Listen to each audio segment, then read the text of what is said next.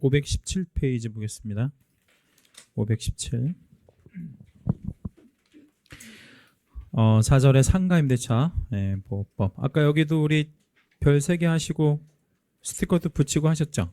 여기도 굉장히 중요한 그런 부분인데, 주택이랑 대동소이합니다. 그러니까 이제 많이 갖고 조금 다른데, 그럴 수밖에 없는 이유가 이제 주택임대차 보호법을 그대로 베꼈기 때문에 같을 수밖에 없죠. 다만 이제 주택하고 상가는 용도가 다르니까 상가에만 좀 있는 특이한 제도들이 좀 있어요. 그래서 그 상가에서는 그 상가에만 적용되어지는 그런 제도가 있다라는 거, 그거를 좀 일단 머릿속에 넣어놓고 계시고, 넘기시죠. 518페이지.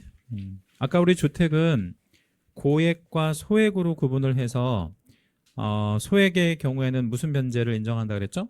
최우선 변제. 근데 상가는 그 고액과 소액 뭐 이런 부분도 물론 있긴 하지만 일정한 금액을 기준으로 해서 상가 임대차 보호법을 전면적으로 적용할 거냐, 아니면 부분적으로 일부만 적용할 거냐, 이게 금액이 조금 달라요. 그래서 돈으로 그걸 따지는데, 일정한 거기 518페이지 밑에 보면 2번 제목에 일정한 환산보증금 이하의 경우에만 적용한다 뭐 이런 말 나오잖아요. 그래서 이거 일정한 환산보증금이라는 게 얼마냐, 그게 이제 앞에 517페이지 잠깐만 넘어오겠습니다.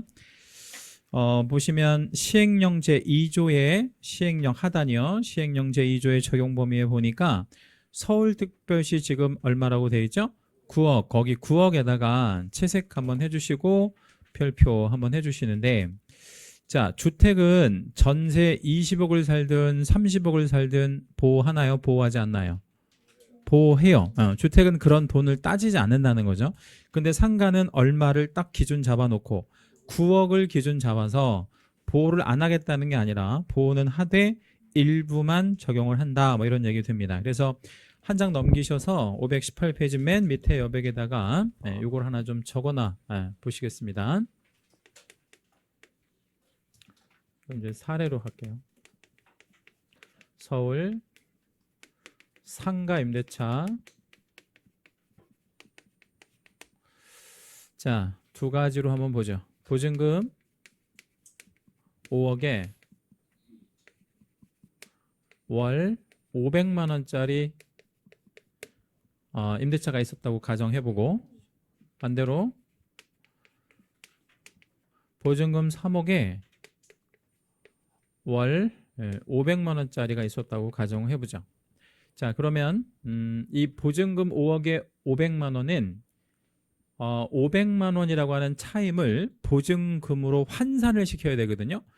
그래서 이 9억이라고 하는 거 기준을 따질 때는 환산 보증금을 기준하는데 여기다가 100을 하는 거예요. 여기도 마찬가지로 곱하기 100을 하고, 그래서 월세를 보증금으로 환산할 때는 곱하기 뭐 한다? 100 하죠. 그래서 이걸 환산 보증금 한번 구해 볼게요. 그러면 10억이죠? 10억 환산, 여기는 8억 이렇게 나오죠. 그럼 이 딱 중간에 얼마가 지금 딱 들어가냐면 9억이 들어가잖아. 아까 우리 서울특별시는 얼마를 기준해서? 9억을 기준해서요. 이 9억 원을 초과하는 경우가 있고요. 9억 원 이내로 들어오는 경우가 있고 그럴 거 아니겠어요? 그러면 9억을 초과하는 임대차에 있어서는 상가 임대차 보호법의 상임법에 일부 규정을 적용해요. 몇 개만 적용한다. 몇 개만. 근데 9억 원 이내로 들어오면 상임법 모든 규정을 다 적용한다. 이런 뜻이에요. 다시 한번 말씀드리면 상가 임대차 보호법에는 서울특별시 기준으로 해서 얼마? 9억 원을 기준해서요. 초과하면 상임법 무슨 규정? 일부만 적용하고, 말하자면 9억 원 이내로 들어오면 9억까지 포함하는 겁니다. 9억 원 이내로 들어오면 그중 어떤 것만 모든 걸 다 적용한다 이런 얘기 되는 거죠. 그럼 이제 예를 하나만 좀 들어볼게요.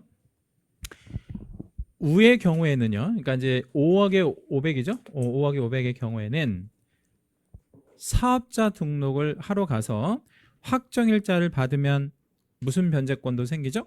우선 변제권. 예, 근데 10억짜리 환산보증금을 갖고 있는 상가임차인은 세무서에 가서 사업자 등록을 내주긴 하는데 확정일자를 날인해주지 않아요. 왜? 9억 넘어가니까. 예, 그래서 얼마 이내로 들어와야만 보호받을 수 있는 거야. 9억 이내. 예, 그러니까 뭐 가령 우선 변제라든지 최우선 변제라든지 이런 거 보호받으려면 9억 이내로 들어와야 돼. 예, 그러면 9억 초과하는 거는 일부만 적용한다 그랬잖아요. 그 일부가 조금 중요한데 뭐 예를 들자면 대항력은 기본적으로 적용될 거고요. 좀 이따 보겠지만 우리 상가에서 가장 중요한 건 계약갱신 요구권이라는 게 있거든요. 계약갱신 요구권, 그다음에 권리금 회수기의 보호제도라든가 이런 거 몇 개만 적용을 해요. 그 몇 개가 이제 우리 교재에 보면 518페이지에 보면 기억부터 지금 치읓까지 여러 가지 조금 써놨잖아요. 예, 그게 이제 일부 적용하는 뭐 것들이에요. 그거는 이제 나중에 이제 다시 말씀드리도록 하고 일단 서울은 기준이 얼마라고요? 9억 기준이에요. 그래서 9억이 넘어가느냐 넘지 않느냐가 완전 다르다. 그럼 자, 칠판을 다시 한번 보고요. 제가 이런 예제를 한번 드려볼게요. 서울에서 상가임대차인데 환산보증금 9억 초과하면 서울에서 상가임대차인데 환산보증금 9억 초과하면 상가임대차보호법을 적용하지 않는다. OX. X. 적용하지 않는 게 아니고 적용은 하는데 일부만 적용한다 이런 얘기죠. 그래서 그거 좀 조심하셔야 돼. 근데 지금 말씀드린 이게 주택에도 있다 아니면 주택에는 이런 제도가 없다. 주택에는 그런 거 없어. 그냥 주택은 돈을 따지지 않아요. 예, 그러니까 뭐 20억이든 30억이든 따지지 않는데 상가만 그렇다는 거죠. 그러니까 상가를 9억을 기준 잡는 이유는 9억 이내면 좀 영세한 임차인이라고 보고 얼마 초과하면 9억을 초과하면 영세한 임차인이라고 보지 않는다는 얘기입니다. 예, 만약에 그러면 우리가 지금 여기 6층이잖아요. 근데 제가 여기 시세를 잘 몰라서 그러는데 여기 아마 보증금 못해도 2억은 냈을 것 같고 건물주한테 월세 여러분 대충 얼마 정도 낼 것 같아요? 여기 메가에서요. 한 달에 여기 한 층 다 쓰잖아요. 못해도 1,000만 원은 내겠죠. 예, 그러면 2억에 1,000만 원이라고 그냥 가정해보죠. 2억에 1,000만 원? 예, 그럼 얼마예요? 12억이죠. 그러면 여기 메가는 그러면 확정일자 받았다 못 받았다? 못 받았다는 거죠. 예, 그러면 2억 원에 대한 채권 확보는 어떻게 했을까요? 이런 큰 기업에서는 등기했겠죠. 등기. 무슨 등기? 임대차 등기를 해봐야 보호를 못 받아. 예, 그러니까 뭐를 보통 하냐면 저당권 등기를 하거나 아니면 전세권 등기를 하거나 이렇게 둘 중에 하나를 해놓는 게 안전하죠. 예, 그래서 보통 기업에서 큰 기업에서는 뭐 임대차 들어갈 때 저당을 주로 잡죠. 예, 그렇지 않으면 보호받을 방법이 없어서 그런 거죠. 그러니까 좀 크면 그렇게 해서 보호받아라. 영세한 건 법으로 보호하겠다. 뭐 이렇게 생각하시면 되겠습니다. 그리고 외국인 보호, 법인 보호 다 보호되는데요. 거기 법인에다가 동그라미 별표 하나만 잡아주시고 아까 519페이지 중간입니다. 아까 우리 주택에서 보호받는 법인이 3개가 있었었죠? 네, 뭐뭐뭐가 주택에서 보호받았죠? 아까 3개 있었었잖아요. 1시간밖에 안 됐는데. 한국토지주택공사, 네, 그 다음 지방공사, 그리고 중소기업 이런 거 이제 보호받았었죠? 예. 우리 지방공사는 서울 같은 경우는 뭐가 있냐면 SH공사 이런 거 있잖아요. 경기도 같으면 경기지방공사 이런 거 있어요. 인천 같으면 인천지방공사 뭐 이런 거 있단 말이에요. 그래서 그런 지방공사를 말하고요. 근데 여기서 상가에서의 법인은 그런 법인을 따진다 안 따진다? 안 따져. 모든 법인은 다 보호받아. 자, 그러면 질문. 상인법은 대기업도 보호한다 OX. 그러니까 상가임대차 보호법은 대기업이든 이런 거 따지잖아. 무조건 법인도 다 보호받습니다. 그리고 뭐만 할 수 있으면 되냐면 사업자 등록만 낼 수 있으면 다 됩니다. 그 다음에 이제 밑에 임대차 기간이 있는데 그 임대차 기간은 기본 몇 년이라고 되어 있죠? 1년. 1년에다가 동그라미 채색 별표. 아까 우리 주택의 최단 기간이 몇 년이었어요? 2년. 상가는 1년에 그 관계를 잘 기억해 주셔야 돼. 주택은 2년, 상가는 1년만 최단 기간으로 보장받는다. 자, 그러면 주택에 들어갈 때 전세 들어가는 거라고 생각해 봐요. 주택에 인테리어 싹 하고 들어가나요? 전셋집인데? 아니요. 그러면 뭐 예를 들자면 뭐 정도 하고 들어가는 게 그냥 일반적이에요. 도배장판 뭐 아니면 그냥 청소만 하고 들어가든가. 근데 상가는 뭐 하고 들어가죠? 인테리어 싹 하고 들어가잖아요. 그러면 오히려 상가의 기간이 더 뭐 해야 된다는 거 알 수 있어요. 길어야 되잖아. 근데 상가를 왜 1년밖에 안 주잖아요. 그 이유는 장사가 뭐 할 거를 대비하는 거예요. 안 될 거. 장사가 안 되는데도 막 5년, 3년 이렇게 있으라 그러면 위험하잖아요. 그래서 이제 한 장 넘겨볼게요. 520페이지에서 상가에서 가장 중요한 거는 계약 갱신 요구권인데 거기다가 채색하시고 별 2개 잡을게요. 무슨 건이요? 계약 갱신 요구권. 상가에서는 얘가 단연 뭐 중요할 수밖에 없죠. 계약 갱신 요구권. 이거는 어디에만 있는 제도냐면 상가에만 있는 제도고요. 어디에는 없는 제도? 주택에는 없는 제도입니다. 네, 근데 계약갱신 요구권 보니까 몇 년을 보장한다고 돼 있네. 10년 보장. 이 10년을 보장한다는 게 무슨 얘기냐면요. 임차인이 원하면 몇 년간 상가에서 안 나갈 수 있대. 10년. 네, 그 반대로 얘기하면 상가 임대인은 상가 임차인을 10년간 내보낼 수 없다. 아니 X가 아니고 그렇다고요. 그렇다고 몇 년간 내보낼 수 없다고요? 10년간. 왜? 보장받아. 보장받아. 대신 이제 8가지 거절 사유라는 게 또 있어. 그건 이제 좀 이따 대신 말씀드릴게요. 자, 어찌됐든 간에 상가 임대인은 상가 임차인을 몇 년간 내보낼 수 없다? 10년. 그럼 반대로 얘기하면 임차인은 10년을 보장받을 수 있다. 이게 내용적으로 되게 중요해요. 자, 그러면 이제 이거를 보시기에 앞서서 거기 그 조문 10조에 보니까 두 번째 줄에 언제부터 언제 사이에 갱신 요구를 해야 거절하지 못한다 이렇게 돼 있어요. 6월에서 1월 전. 거기도 우리 한번 채색 한 번만 해 주시고요. 제가 그림을 좀 하나 그려 드릴 건데 이 그림을 꼭 적어 놓으세요. 자, 이건 이제 어떤 그림이냐면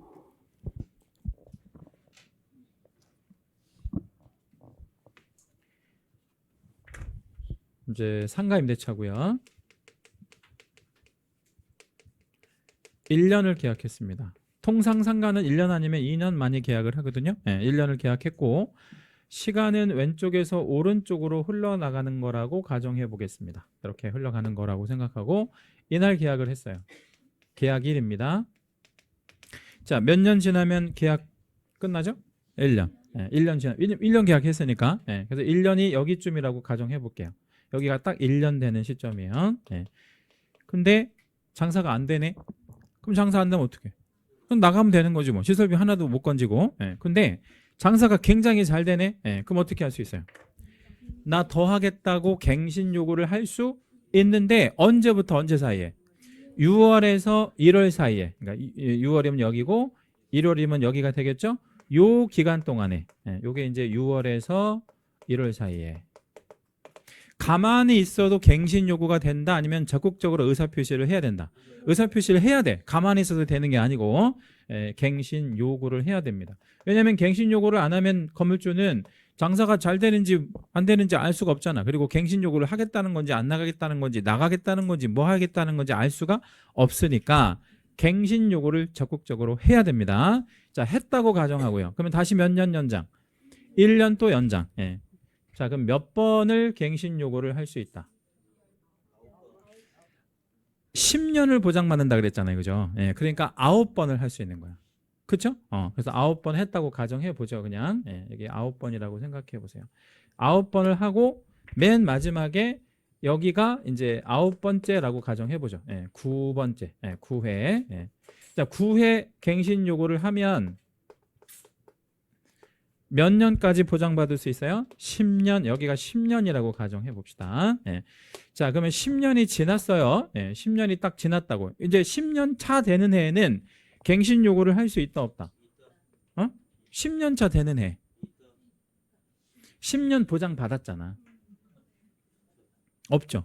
10년 보장 받았으니까. 그렇죠? 그럼 10년이 지났어요. 나가야 된다. 이거 셀 거 없어. 이거 10번이라고 하자 그랬잖아 아까. 그걸 또 세고 있어. 아니 센 거 아니었어? 뭘 계산해? 아니 여기서 계산할 게 뭐 있어? 그런 거야? 센 건 아니고. 난 또 모양이 이렇게 해가지고 세는 줄 알았어. 세지 말고 이거 10년이라고 생각해 줘요. 자, 그럼 이제 10년이 지났어. 그러면 나간다 안 나간다? 근데 아무 말도 없이 그냥 끝난 거야. 그러니까 임차인은 나가겠다고도 안 하고 임대인은 나가라고도 안 했어. 그러면요. 그럼 나갈 필요 없다는 거죠. 여기서부터 이제 뭐가 또 이루어지냐면 묵시적 갱신이라는 게 또 이루어져요. 판례가 묵시적 갱신. 묵시적이라는 말이 뭔 말이에요? 아무 말도 없었다 이거지. 그냥 아무 말도 없으면 묵시적 갱신이 이루어진다. 몇 년씩? 1년씩 계속. 이거는 기간의 제한이 없어요. 묵시적 갱신을 깨고 싶으면 어떻게 해야 돼? 의사표시를 해야지. 뭐라고? 나가라고 하든가 아니면 나가겠다고 하든가 아니면 좀 보증금을 올려달라 내려달라 뭔가 해야 되겠죠. 그런 거 없으면 묵시적 갱신이 계속된다 이런 거죠. 자, 그러면 지금 이 그림에서요 누구한테 절대적으로 유리하고 누구한테 불리하다는 거 알 수 있어요. 임차인에게 유리해. 왜? 10년 안 나가도 되니까. 예. 그리고 누구한테 좀 불리해? 임대인에게. 그래서 임대인한테는 두 가지 무기를 줄 거예요. 두 가지 무기. 그러니까 대항할 수 있는 무기. 첫째가 뭐냐면 임차인이 갱신 요구를 할 때 그걸 거절할 수 있는 거를 법으로 8개를 딱 만들어 놓고 이러한 일이 있으면 거절해. 이렇게 첫 번째 거절 사유가 있고 두 번째는 이 10년 동안의 차임을 뭐 할 수 있도록 증액할 수 있도록 허용할 거예요. 차임 증액 청구. 그 대신 그 폭이 되게 작아. 아까 우리 주택이 몇 %였죠? 5%. 이것도 똑같아. 몇 퍼센트? 5%. 5%만 올릴 수 있어요. 자, 그럼 여기에서 몇 번을 올릴 수 있어? 5%. 9번. 왜 9번?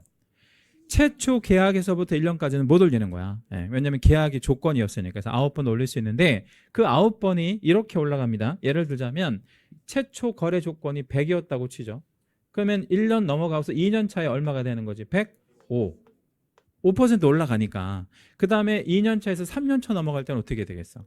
105에 다시 5 더하면 110 이렇게 될 거 아니야. 근데 이렇게 되는 게 아니라는 거야. 그럼 어떻게 올려? 105%에 5%를 올릴 수 있다고. 그러니까 우리 학개론 시간에 배우는 마치 무슨 개념으로 보면 돼? 복리 개념. 얹은 데다가 또 얹는 개념이야. 그래서 5%를 9번 올리면 45%구나. 이 개념이 아니라는 거야. 올린 데 또 올릴 수 있다는 거죠. 그래서 꽤 많이 올라갈 수 있습니다. 누적해서 올라가는 거니까. 그리고 이제 8가지 거절 사유를 한번 보여드릴 건데요. 거기 1호에 보니까 10조 1호, 1항 1호입니다. 임차인이 몇 기에 달하도록 차임을 연체했대? 3기, 3기에다가 채색 별표 한번 해주시고 3기에다가 채색 별표. 3기가 뭔 뜻이에요? 3번. 3번을 뭐 했대? 연체했대. 차임을. 그러면 갱신 요구를 할 수가 요구를 할 수는 있지만 임대인이 그거를 뭐 할 수 있다? 거절할 수 있다. 안 돼, 너 나가. 이렇게 할 수 있다는 거죠. 갱신 요구를 할 수는 있어요.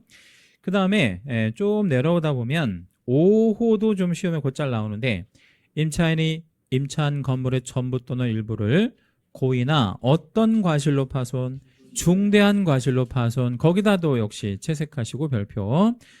중요한 건 뭐예요? 고의가 중요할 것 같아요? 아니면 중대한 과실이 중요할 것 같아요? 중대한 과실. 여기서 말하는 중대한 과실은 중과실을 말하는 거지. 뭐가 아니라 경과실이 아니라 중과실을 말한다. 자, 그럼 만약에 시험에 고의 또는 과실로 파손한 경우라고 나올 수 있겠죠. 고의 또는 과실로 파손한 경우라고 나오면 거절할 수 있다 없다? 없다. 왜냐하면 고의는 가능하지만 그런 과실은 거절 사유가 안 되고 어떤 과실만? 중과실만 거절 사유가 되기 때문에 그렇습니다. 그거 잘 기억해 주시고 7번 항목의 두 번째 줄에 보면 철거나 재건축이라는 말이 있는데 그거는 채색만 좀 해주시죠. 철거나 재건축. 그러니까 임차인은 계속 있고 싶은데 건물주가 건물을 뭐 한대요? 철거, 재건축한대요. 왜? 무엇 때문에? 여러 가지 이유 때문에. 뭐 건물이 안전상의 문제가 있을 수도 있고 또 어떤 문제가 있을 수도 있냐면 뭐 예를 들어서 그 지역이 재건축이나 재개발될 수도 있는 것이고, 그죠? 건물은 멀쩡해도 임차인 미워서 건물 부시려고 하는 사람 있을까요? 임차인이 너무나 미워가지고 임차인이 너무나 미워. 그런데 10년이 안 돼가지고 근데 얘가 특별히 잘못하는 게 없는 거야. 뭐 예를 들자면 월세도 이렇게 뭐 잘 내고 뭐 그래. 그런데도 미울 수 있죠. 사람이라는 게 그럴 수 있잖아. 예. 그러면 건물 부셔버려야 되겠다. 이렇게 생각할 수 있어 없어? 있죠. 예. 근데 거기에 해당이 되나 한번 보세요. 가, 나, 다목에 그게 있나? 그러니까 예를 들어서 임차인 미워서 건물 부신다 이런 말은 없죠. 예, 그거 가지고는 안 된다는 거야. 예. 그렇게 하면 너무 그 불리한 위치에 서게 되잖아. 누가? 임차인이. 예. 하루아침에 그냥 길바닥에 나와야 되는 경우가 있으니까 그건 아니고. 그 다음에 8호는 이제 그런 얘기인데 그 밖에 임차인이 임차인으로서의 의무를 현저히 위반하거나 임대차를 계속하기 어려운 중대한 사유가 있는 경우 거기다는 가로 하나만 열어주시고요. 한 4, 5년 전에 우리나라 되게 떠들썩하게 했던 사건이 있는데 그 궁중족발이라고 하는 상호가 있었었는데요. 예, 새 얻어서 이렇게 족박집을 하고 있었거든. 근데 건물주가 바뀐 거예요. 그래서 건물주가 바뀌어서 당시 상가 임대차 보호법에는 이 계약갱신 요구권이 5년일 때. 예, 그래서 5년이 지났어. 그러니까 새 건물주가 5년을 기다려준 거야. 그래서 뭐라고 했어? 5년 기다려주고 나가라고 했어. 근데 그 족발집 운영하는 임차인이 나갔어, 안 나갔어? 안 나갔죠. 그래서 판결을 받아서 강제 집행을 이렇게 했거든요. 근데 강제 집행하는 날 이제 보통 집행관들이 와서 강제 집행을 하거든요. 근데 이 사람이 주방에서 그걸 막 버틴 거야. 그래가지고 이제 강제 집행하면서 집행관들이 이렇게 끌어냈잖아요. 근데 그걸 쓰러지면서 그 주방에 보면 그 싱크대 있잖아요. 그 왜 뭐로 된 싱크대 있어요. 그 주방에 식당 가면 그 스테인리스로 된 뭐 이런 싱크대 있잖아. 그런 걸로 이렇게 붙들고 서 있다가 손가락이 잘린 거야. 그 임차인이. 예. 그런데 이제 이렇게 막 했다고. 그래서 그날 9시 뉴스에 나왔어요. 그게 뭐라고 나왔겠어요? 그 악덕 건물주가 뭐 임차인 뭐 손가락 잘리고 뭐 이랬다 뭐 해주고 뭐 여론이 되게 안 좋았었거든요. 예. 그리고 나서 얼마 있다가 그 사건이 또 보도가 된 거예요. 어떻게 보도가 됐냐면 둘이 만났어. 이제 누구랑 누가 만났겠어요? 그 임차인하고 건물주하고 이제 만난 거야. 만나서 어디서 만났을까요? 그 골목에서 외길에서 만난 거예요. 이렇게 뭐 새길이 없는데. 예. 근데 이제 임차인이 임대인을 뭘로 때렸어? 망치로. 망치로 때린 사건. 망치 사건. 한번 적어보세요. 거기다. 예, 망치 사건. 예. 그래야지 여러분 기억이 오래 남지. 망치 사건. 그러니까 누가 누구를 때렸다고? 임차인이 임대인을 뭘로요? 망치로. 그래서 그게 또 그날 또 9시 뉴스에 나왔다고. 그래가지고 여론이 완전히 바뀌어버렸어요. 누구 나쁜 놈이라고. 임차인 나쁜 놈이라고. 지금은 나갔는지 안 나갔는지는 모르겠는데 아무튼 그렇게 여론이 막 헉헉 바뀌었다고. 아무튼 그래서 여러분이 건물주인데 임차인이 여러분 갈 때마다 망치로 막 때리고 그러면 어떻게 하겠어요? 이거 거절해야 돼? 아니면 10년 동안 있으라고 해야 돼? 내가 갈 때마다 월세 받을 때마다 막 망치로 때리려고 한다고. 그러면 여러분 나가라고 해야 돼? 아니면 그냥 10년 있으시라고 해야 돼? 나가라고 해야지. 그런 경우란 말이에요. 이게. 네, 그런 경우. 자, 그러면 계약갱신 요구권은 어디에만 있다고요? 상가에만 있대. 어디에는 없고요? 예, 주택에는 없는 제도입니다. 예, 주택에는 없는 제도. 오로지 상가에만 있는 제도다. 알고 계시고요. 그다음에 대항력 받고, 그다음에 우선면제권. 우선면제권에서 설명 하나 드릴 건데 524페이지 보시고요. 524 거기다 여백에다 하나 좀 적어 놓을게요. 확정일자는 주택에서도 필요하고 상가에서도 필요하죠? 예, 주택은 확정일자 어디서 받고 상가는 어디서 받을까요? 이게 이제 가끔 시험에 나오거든요. 주택은 주민센터, 또 등기소, 그 다음에 또 뭐 이런 데서 받아도 돼요. 그 공증사무소 이런데. 왜 우리 길거리 돌아다니다 보면 공증 이렇게 써놓은 데 있잖아요. 예, 그런 데서 받아도 돼. 예. 그러니까 계약서에다 공증하면 된다는 얘기죠. 근데 상가는 이런 데 안 돼. 예. 어떤 세무서? 관할세무서. 예. 그래서 관할세무서라는 거는 어떤 의미겠어요? 자기가 뭐한 사업자 등록을 신청한 아무데나 가서 되는 게 아니라 내가 만약에 동작세무서에다가 사업자 등록을 했다. 그럼 확정일자는 무조건 어디 가서 받아야 돼? 동작세무서에서만 받아야 돼요. 그게 시험에 좀 잘 나오니까 알고 계실 겁니다. 526페이지 넘어가시면 소액 최우선 변제라는 말이 나오는데요. 이 소액 최우선 변제는 아까 우리 주택이 얼마였죠? 서울특별시가?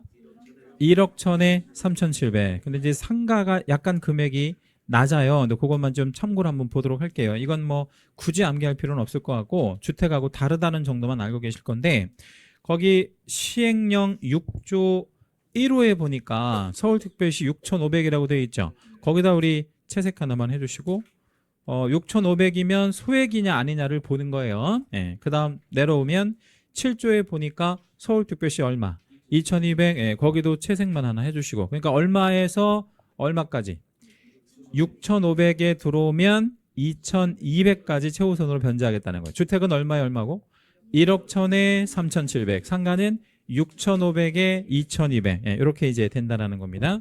거기 왼쪽 여백에다가 한번 적어놔 볼게요. 상가에서요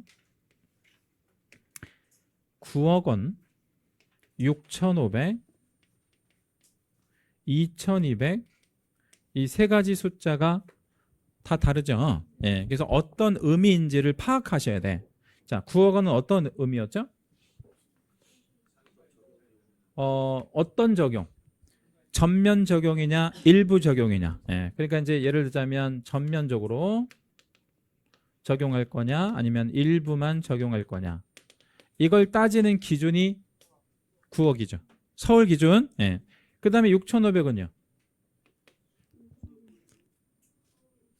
서울 기준. 이거 다 서울이에요. 예, 서울 기준. 예. 6,500이 뭐지? 소액인지 아닌지 보는 기준이야. 소액인지 아닌지 예. 보는 기준이 6,500이에요. 2,200원이요. 그렇죠. 실제로 주는 돈. 예. 배당하는 돈이에요. 이건 배당 금액이에요. 실제 배당하는 금액. 예. 실제로 돈을 주는 곰은 2,200밖에 안 들어와. 자, 그러면 상가 임대차 환산 보증금이 9억이래. 그럼 9억이면 얼마 초과하죠? 6,500 초과하지. 그럼 얘는 뭐가 아닌 거야? 뭐가 아닌 거지? 소액이 아닌 거지. 자, 그럼 이제 만약에 서울에 6천만 원이야. 환산 보증금이 6천만 원이야. 6천만 원이면 얼마 이내로 들어와? 9억 원 이내로 들어오니까 9억 원 이내로 들어오죠. 6천만 원이니까 9억 원 이내로 들어오기도 하고 6,500 이내로도 들어오기도 하죠. 예, 그러면 뭐가 되나요? 전면 적용하면서 소액이면서 얼마까지는 2,200만 원까지는 최우선으로 변제하겠다 이런 얘기 되는 거죠. 그래서 이거 세 가지 숫자를 의미가 다르다는 거 예, 알고 계실 겁니다. 그 다음에 이제 오른쪽 넘어오시면 527페이지 쪽에 오시면 527페이지 예, 527페이지 오시면 양가로 4번에 보니까 월차임 전환시 산정률의 제한 뭐 이렇게 있었었죠. 그죠? 월차임 전환시 산정률의 제한. 아까 옆에다 한번 적어봐요. 주택에서 이거 아까 어떻게 보셨었냐면 주택은 연 몇 퍼센트나 일할이 얼마 10%나 또는 기준금리 더하기 여긴 더하기라 그랬죠. 연 얼마 3.5% 이게 중요하고요. 이 기준금리에다가 3.5를 적은 것 중에서 뭐 한 거? 낮은 거. 근데 상가는 이게 약간 달라요. 식이. 상가는 연 몇 퍼센트냐면 12%야. 여긴 또 약간 올라. 그리고 또는 기준금리 똑같이 가고 여기는 또 더하기가 아니야 또. 여기는 곱하기 4.5배수. 곱하기 4.5배수. 중에서 뭐 한 거? 낮은 거를 초과할 수 없다. 계산 문제로 예전에도 나왔었다고 말씀드렸죠. 예, 나올 수 있습니다. 예, 그리고 이제 우리가 내년 제가 이제 그 첫 주에 다시 말씀드리겠지만 우리가 준비하는 시험은 어렵다 쉽다. 무조건 어렵다고 생각하시라 그랬죠. 예, 그러면 어렵게 나올 거면 계산 문제 같은 거 좀 출제하면 어려우시겠죠. 그죠? 예, 이런 거 한번 좀 예상하셔야 될 것 같아요. 자, 그리고 넘겨보시면 이제 상가에만 있는 또 특이한 제도가 하나가 있는데 권리금 회수기회 보호제도 이런 말이 있거든요. 권리금 회수기회 보호제도. 자, 그러면 권리금 회수기회 보호제도라는 거에서 일단 거기 여백에다가 권리금을 먼저 좀 적어놔 볼게요. 권리금은 누가 누구에게 주는 돈을 말한다. 임차인이 누구한테? 대인에게 주는 경우도 있어요. 이런 거를 바닥권리금이라고 얘기합니다. 바닥권리금, 기본권리금이라고 보통 표현하기도 하고, 그리고 신임차인이, 새로운 임차인이 어떤 임차인한테, 구임차인, 기존 임차인한테 지급하기도 합니다. 네, 근데 이 구임차인한테 주는 거는 왜 주는 거예요? 얘가 뭐를 해놨어? 시설 같은 거 해놨으니까 그거 주는 거지? 네, 그걸 이제 권리금이라고 하는데, 위의 경우하고 아래 경우가 이제 이렇게 있을 때 이 상가 임대차 보호법은요, 둘 중에 어떤 거를 보호하겠다는 거냐면 아래의 경우를 보호하겠다는 거예요. 아래의 경우, 요거를 보호하겠다는 거죠. 요걸 보호하겠다. 이걸 보호하지는 못하고요. 예, 이거를 보호하겠다. 법으로. 예, 그래서 보호한다는 건 어떤 얘기냐면 신임차인이 구임차인한테 이걸 지급하는 기회라는 거 있을 거 아니에요. 그 기회를 누가 방해할 수 없도록, 임대인이 방해할 수 없도록 이렇게 차단시키는 그런 제도를 보호제도라고 하죠. 그래서 이제 이거를 제목을 다시 읽어보면 상가 건물 임차인의 권리금 보호 이렇게 돼 있죠. 오해하시면 안 돼. 여기서 권리금 보호라고 했을 때 임대인이 임차인한테 권리금을 반환한다 이런 뜻이 아니에요. 그럼 누가 누구한테 받고 나가는 거야? 기존 임차인이 새로 들어오는 임차인한테 받고 나가는 거, 그걸 보호한다 그랬죠. 다시요, 누가 권리금을 반환한다는 게 아니라고 임대인이 돌려주겠다는 그런 제도가 아니에요. 받고 나가는 거지. 그걸 임대인이 줘라 마라 이렇게 할 수는 없죠, 법으로. 그래서 이제 권리금의 정의 같은 거는 뭐 한번 읽어보시면 되겠고요. 거기 상임법 10조의 3의 2항에 보면 권리금 계약 뭐 이런 말 있죠. 거기 권리금 계약에다가 채색 하나만 해주시고, 권리금 계약은 누가 되려는 자가, 신규 임차인이 되려는 자가 임차인에게, 여기서 말하는 임차인은 어떤 임차인이야? 기존 구임차인을 말하죠. 그래서 신임차인이 구임차인에게 권리금을 지급하기로 하는 계약을 말한다. 이렇게 되어 있습니다. 그리고 양가로 2번에 내려오시면 권리금 행사의 보호 관련해서 상임법 제10조의 4에 보니까 1항 한번 읽어볼게요. 임대인은 임대차 기간이 끝나기 몇 개월 전부터? 6개월. 채색별표. 이게 원래 3개월이었는데 6개월로 바뀌었습니다. 최근 개정. 중요하다는 얘기죠. 임대차 종료 시까지 6개월 전부터 뭐 할 때까지? 종료될 때까지 다음 각 코연안에 해당하는 행위를 함으로써 권리금 계약. 권리금 계약은 누구랑 누가 체결? 새로 들어오는 임차인과 기존 임차인이 체결. 권리금 계약에 따라 임차인이 주선한 신규 임차인이 되려는 자로부터 권리금을 지급받는 것을 뭐 하지 말아라. 방해하지 말아라. 예, 그럼 이걸 이제 구도로 한번 잡아 드릴게요. 이게 무슨 얘기냐면 왼쪽에다 그림 한번 그려 놓을게요. 권리금 회수 기회 보호제도. 정확히 이제 이렇게 표현을 하는데, 자, 누구랑 누가 애초에 임대차 계약을 체결했냐면 임대인과 임차인이 처음 임대차 계약을 체결했겠죠? 이렇게. 네. 근데 얘가 기간 만료 몇 월에서 몇 월 사이에? 6월에서 종료 시까지. 네, 6월 전부터 종료 시까지 누구를 찾아야 돼? 신규 임차인. 네, 새로 들어오려는 신규 임차인을 찾아요. 네. 찾아서 둘이 무슨 계약을 체결할 거야? 권리금 계약을 체결할 건데, 자, 여기서 잘 생각을 해보세요. 얘네가 권리금 계약을 체결하는 게 지금 중요한 게 아니고, 얘는 주고 싶고 얘는 받고 싶지 당연히. 근데 뭐가 전제되지 않으면 이 계약을 할 수가 없어. 임대차 계약. 그게 무슨 얘기냐면 얘한테 임대인이 뭐를 주지 않으면, 임대차를 주지 않으면 얘가 들어올 수가 없잖아. 들어올 수 없는데 뭐 하려고 권리금 계약을 하겠어. 그러니까 이 권리금 계약은 전제가 필요하다고. 어떤 전제? 얘하고 무슨 계약을 해줘야 돼? 임대차 계약을 해줘야 된다고. 그쵸?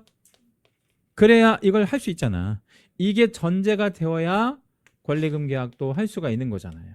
근데 아까 왜 방해하지 말아라 이랬잖아요. 그 방해라는 게 뭔 말이냐면, 여러분이 건물주예요. 건물주인데 신규 임차인이 마음에 안 든대. 마음에 안 든대. 그래서 새로 안 주겠다는 거야. 그럼 이제 물어봐야지, 임차인이 뭐가 마음에 안 들어요? 그냥 마음에 안 들어. 그러면 권리금 계약을 할 수가 없잖아. 그걸 방해하지 말라는 얘기야. 예.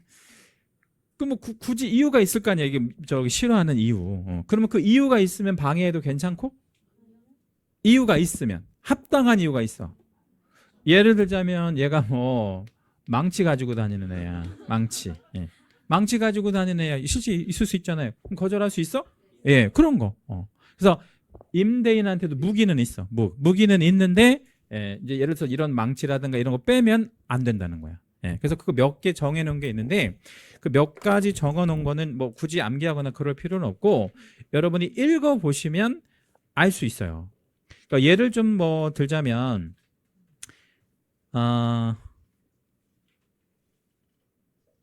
그 2항에 그러니까 10조의 4의 2항에 보면 1호에 이런 말 있잖아요. 임차인이 주선한 신규 임차인이 되려는 자가 보증금 또는 차임을 지급할 자력이 없대. 얘가 돈을 못 낼 만한 사람이래. 그럼 거절해도 되냐고. 예, 예. 그래서 이런 망치 같은 거 갖고 다니는 사람이면 뭐 해도 괜찮다고요? 이거 거절해도 된다. 이거는 거절 사유에 들어갑니다. 거절이 아니라 정확하게 그렇죠. 계약 자체를 거절, 예, 내지는 방해할 수도 있어요. 이거 가능하다. 예. 자력이 없거나 이러면. 근데 만약에 그런 게 없는데도 불구하고 그런 사유가 없는데도 불구하고 무슨 계약을 거절해서 임대차 계약을 거절해서 얘가 뭐를 못 받으면 권리금을 못 받으면 누구는 누구한테 임차인은 임대인에게 손해배상을 청구할 수 있다는 얘기예요. 이렇게 손해배상. 예. 근데 그 손해배상을 청구하는 거는 채권이니까 몇 년 이내에 행사하지 않으면 시효완성. 3년. 예, 거기 3년에다가 동그라미 예, 별표 하나만 잡을게요. 그게 예전에 26회, 27회 이때 가로넣기로 민법에서 한번 나온 적이 있었습니다. 그러니까 채권의 단기 소멸시효가 몇 년이죠? 채권의 단기 소멸시효, 단기 짧은 소멸시효 3년. 예, 그냥 상식적인 거니까 알고 계시라고. 장기는 10년이고 단기는 3년이니까 예, 그런 건 좀 알고 계시면 좋아요. 예, 그 다음에 이제 뭐 표준권리금이라든가 뭐 이런 것들은 뭐 특별히 안 보셔도 되고 530페이지 넘어오시면 상임법에도 무슨 제도가 있냐면 임차권 등기명령 제도가 있는데 거기 제목 옆에다가 땡땡 하시고요. 뭐랑 동일? 주임법이랑 동일 이렇게 쓰세요. 주임법이랑 완전 동일. 그래서 임차권 등기 명령은 주택이랑 상가랑 완전히 똑같아요. 그래서 똑같다라는 것만 알고 계시면 되고요. 기간이 끝났는데 보증금을 뭐하지 못한 반환받지 못한 임차인이 어디에다가 신청할 수 있는 제도? 법원에. 예, 그럼 법원이 누구한테 그걸 명령 내린다고? 등기관에게. 예, 그렇게 이해하고 계시면 되겠습니다. 예, 그 다음에 532페이지 넘어오시면 편면적 강행 규정. 아까 제가 한번 사례 한번 말씀드렸을 때 주택의 최단 기간이 몇 년이라 그랬죠? 2년. 예, 근데 1년으로 정해놓으면 1년으로 만약에 합의를 했어요. 그러면 누구한테는 그게 무효라 그랬죠? 임대인에게. 그럼 임차인은 뭐하고 1년과 2년 모두 유효함을 주장할 수 있다 그랬지. 근데 만약에 상가는 최단 기간이 몇 년이야? 1년이니까 6개월로 정했다고 생각하면 돼. 상가를 6개월로 정했다. 합의. 예, 그러면 임대인은 몇 년이고? 그냥 1년이야. 임대인한테는. 왜냐면 6개월이라는 건 임대인한테는 효력이 없어. 무효. 다만 임차인만 두 가지 모두 주장할 수 있어. 몇 월과 몇 년과? 6월과 1년과. 그래서 한쪽만 무효다 그래서 이런 거를 무슨 강행 규정? 편면적. 한쪽만 강행성이 있다 그래서 편면적 강행 규정. 그거는 이제 그 주택이나 상가나 다 똑같습니다. 나머지는 뭐 안 보셔도 됩니다. 자, 오늘은 시간상 여기까지만 할게요. 그리고 다음 주에는 이제 다음 주 수업 있죠? 맞나요? 예, 다음 주에는 첫 진도 다시 나가도록 하겠습니다. 책은 계속 요 기본서 가지고 다니시면 되겠습니다. 새해 복 많이 받으시고요. 다음 주에 뵙겠습니다. 수고하셨습니다.